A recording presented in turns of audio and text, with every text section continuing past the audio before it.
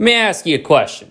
What do you call a person who buys a game in 2004 that when it came out was complete trash, did very little to innovate, yet people praise and herald as being one of the greatest video games of all time, and then they let 18 years roll by, and then they buy the remake of the same game, which, by the way, has had about 86 re-releases, including an iOS port? What do you call that person? I'll give you a minute. Do.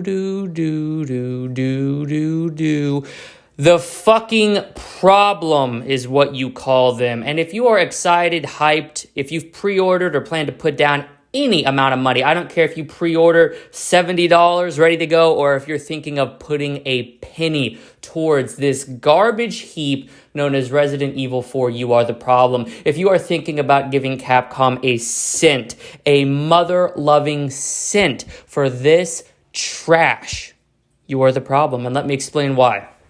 Let me break it down for you, Councilman. Resident Evil 4 was not a good game. It wasn't a good game back in the day. It wasn't a good game the 86 times they chose to re-release it. I mean, first it came out on the GameCube, and then we had the PS2 port, and then the next generation came. We had to get ports to, the PS3, the 360, still not running at 60 FPS, but, we'll put some 720p visuals on there. And then, of course, the PS4 and the Xbox One. Well, guess what? We got to shovel it out onto those systems, finally getting 60 FPS on console. Don't forget or remind me of that atrocious PC port that wouldn't allow you to aim with the mouse. Oh, and then the Wii comes out, even though Nintendo's hardware can barely run the game, let's shovel it onto there as well. And don't forget, there was an iOS port in there somewhere. This game has been released on everything. I don't think for a second that you would not be able to operate Resident Evil 4 on a Samsung smart fridge. But did that stop the greedy ambition of Capcom of digging even more money out of your wallet? Did it stop them in their tracks and leave them pondering, have we milked this enough? No, it did not. And I am so ashamed to say they are asking even more money from you. What's wrong with that? I'll tell you what's wrong with that. It is a disgusting tactic from a washed up company that's about to go bankrupt. Resident Evil 4 is the worst video game that I have ever played. Yes, it has eclipsed Superman 64. It has eclipsed Glover 64. It is the worst game. I would rather play E.T. on the Atari. I would rather drive 9-inch nails through each one of my eyelids. I would rather take corn on the cob and drive it up my anus than play this fucking game, because it's not a game. It is an exercise in milking that leathery, dried up old tit dry and still suckling along. You see, Resident Evil 4, hell, Resident Evil fans in general, they don't have a very high IQ. They like zombies. Oh, you're gonna shoot the zombies, mama. Look at me. I'm taking on the zombies.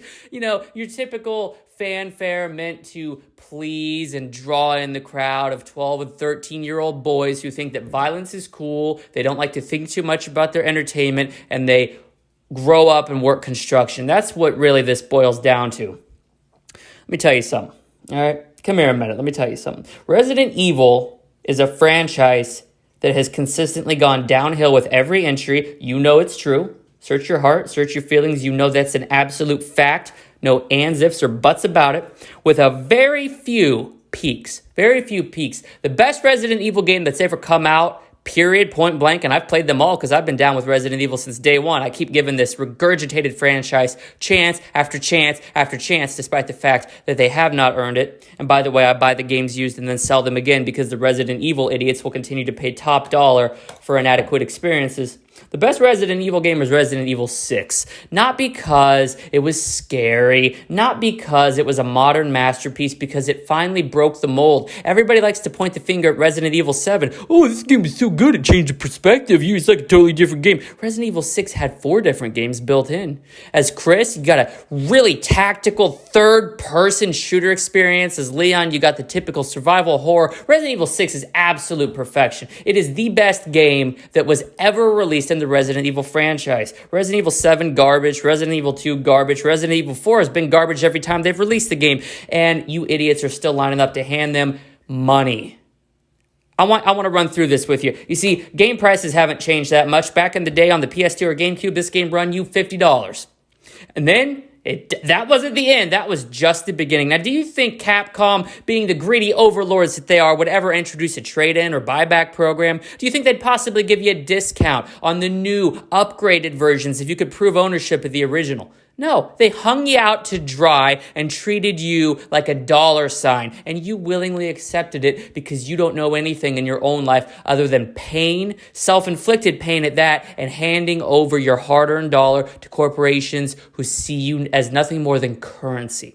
So you're $50 in, but you're tired of playing in 480p, 30 FPS, stutters all over the place. Oh, they re-released it for the PS3 360 era. Let's shell out another $50. And now we're $100 in, you still don't have 60 FPS on console. So, being in the state that this game's in, you decide, okay, they released it on PC. Let me go buy it on PC. You shell out another $50 there. You're up to $150, and little did you know, because back in the day, this information wasn't as readily available, the PC version is the worst port of any game. You can't even aim with the mouse. Capcom screwed you 3 times. You know what they say?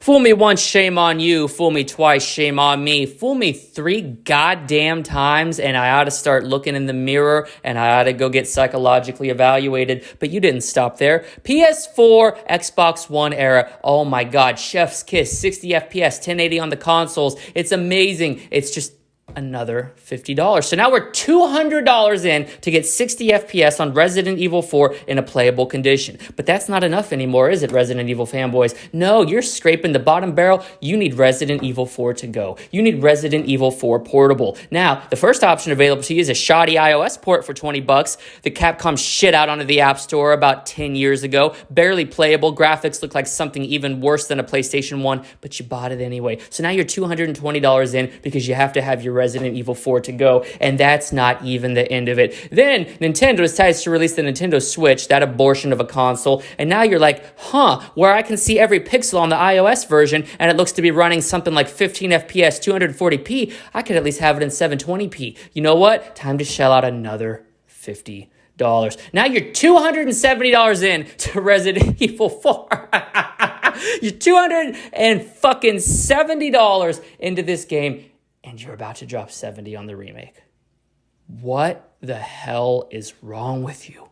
The game sucks. People like talking about, Dead Space was such a great game. It drew on Resident Evil 4. Both of those games suck. And this is how you know the gaming industry is truly well and dead, and it will never recover. There will be no recovery for video games. There will be no recovery for entertainment as a medium, because just like Dead Space and EA decided to milk all their fans and shit out a remake of their game, Capcom and Resident Evil are doing the same. Let me tell you something right now. Capcom wants you to believe that Resident Evil 4 invented this over-the-shoulder, third-person shooter perspective, and Dead Space, the EA fans, the people sucking off Dead Space want you to believe that they refined it into perfection.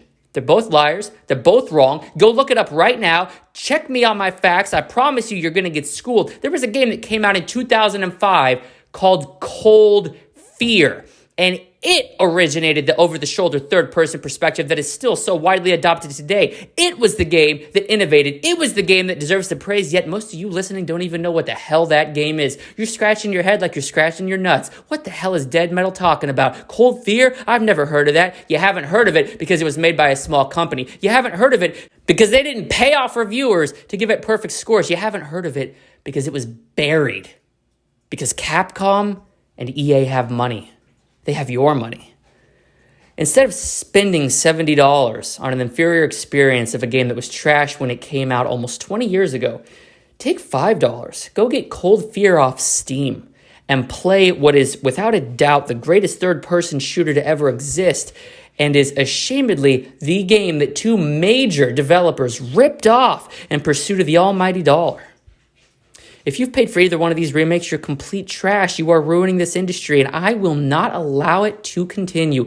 You need to stop before things get real bad. Dead Metal's back. Dead Metal has the truth, and above all else, I will lead you to the promised land. All you need to do is pledge your allegiance to me. Are we buying Dead Space remake over here? No, we're not. Are we buying Resident Evil 4 remake over here? No, we're not. Are we buying any remaster, remake, or whatever garbage they decide to shovel out instead of innovating? Absolutely not.